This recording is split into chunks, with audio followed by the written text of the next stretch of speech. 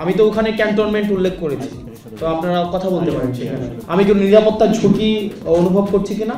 আওয়ামী লীগের আগে বিচার নিশ্চিত করতে হবে, তাকে দল হিসাবে বিচার নিশ্চিত করতে হবে, অপরাধ স্বীকার করতে হবে, তারপর অন্য কোনো আলোচনা হইতে পারে। এর আগে কোনো ধরনের আলোচনা হইতে পারবে না, ইম্পসিবল। আমাদের সাথে যে আলোচনাটি হয়েছে সেনাবাহিনীর ঊর্ধ্বতন কর্তৃপক্ষ কর্তৃক, সেটি হচ্ছে আমরা মনে করছি সেটি রাজনৈতিক বিষয়ে হচ্ছে হস্তক্ষেপ করা। রাজনীতিবিদরাই নির্ধারণ করবে রাজনীতির ঘটনা প্রবাহ বা চলমান যা কিছুই পরবর্তী রাজনীতি কোন দিকে যাবে সেটি রাজনীতিবিদদের হাতেই থাকা উচিত। তো সেই জায়গায় আমরা সন্দিহান বলেই হচ্ছে আজকে গতকাল আমার স্ট্যান্ডটি নিতে হয়েছে। আর যেটি বলেছেন যে 5ই অগাস্টের পরে আমাদের ফর্মাল ইনফর্মাল আমাদের সাথে সেনাবাহিনীর বিভিন্ন জায়গায় বিভিন্ন প্রোগ্রামে আমাদের দেখা সাক্ষাৎ হয়েছে। আর 11 তারিখের যেই মিটিংটি সেটির প্রেক্ষাপট ভিন্ন ছিল, সেখানে অপর প্রান্তে ঊর্ধ্বতন কর্তৃপক্ষ উপস্থিত ছিলেন এবং সেখানে আমার স্ট্যাটাসেই আমি ডিসক্লোজ করেছি যে ঘটনার প্রবাহ। আমি আমার স্ট্যাটাসেই হচ্ছে আমি ডিসক্লোজ করেছি যে ওখানে সবকিছুই হচ্ছে উপস্থাপন করা হয়েছে। সেখানে বিষয়টি হচ্ছে যে আমরা এই বিষয়ে আলোচনা বিভিন্ন ল অ্যান্ড অর্ডার, আপনারা জানেন যে বর্তমানে ম্যাজিস্ট্রেসি পাওয়ার দেওয়া হয়েছে সেনাবাহিনীকে। ল অ্যান্ড অর্ডার সিচুয়েশন নিয়ে আমাদের মধ্যে অনেক প্রশ্ন রয়েছে। তো এইসব বিষয়গুলো নিয়ে কথা বলার জন্য হচ্ছে আমাদেরকে আহ্বান জানানো হয়েছিল।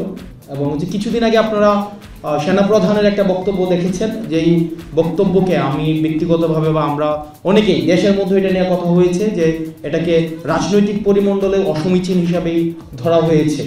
যে অন্তর্বর্তীকালীন সরকার প্রধানকে যেভাবে অ্যাড্রেস করা হয়েছে, যেভাবে যেই ইনক্লুসিভ যেই নির্বাচনের দিকে নির্বাচনের ইঙ্গিত করা হয়েছে আওয়ামী লীগ সহ, তো সার্বিক বিষয়ে যখন আলোচনার কথা বলা হয়েছে তখন গিয়েছিলাম।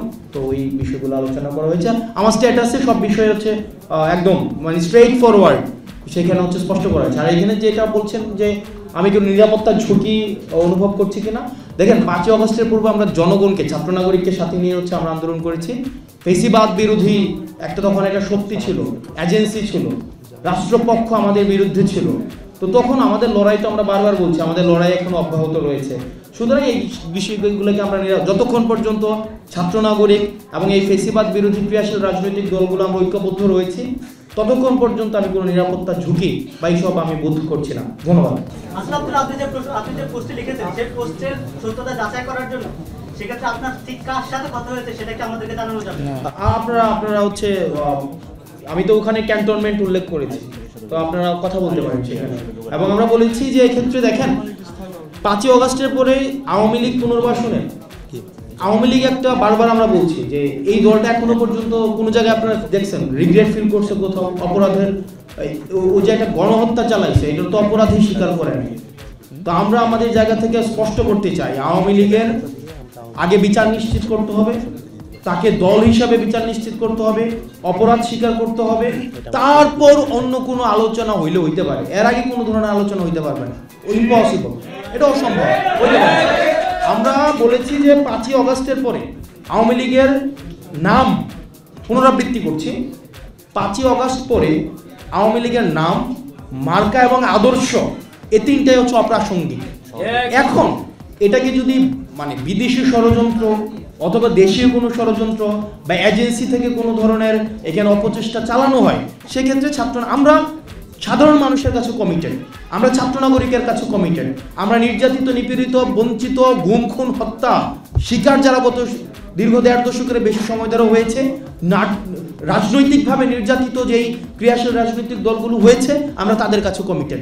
কোনো এজেন্সি, কোনো বিদেশি কোনো কোনো কর্তৃপক্ষ কারো কাছে আমরা কমিটেড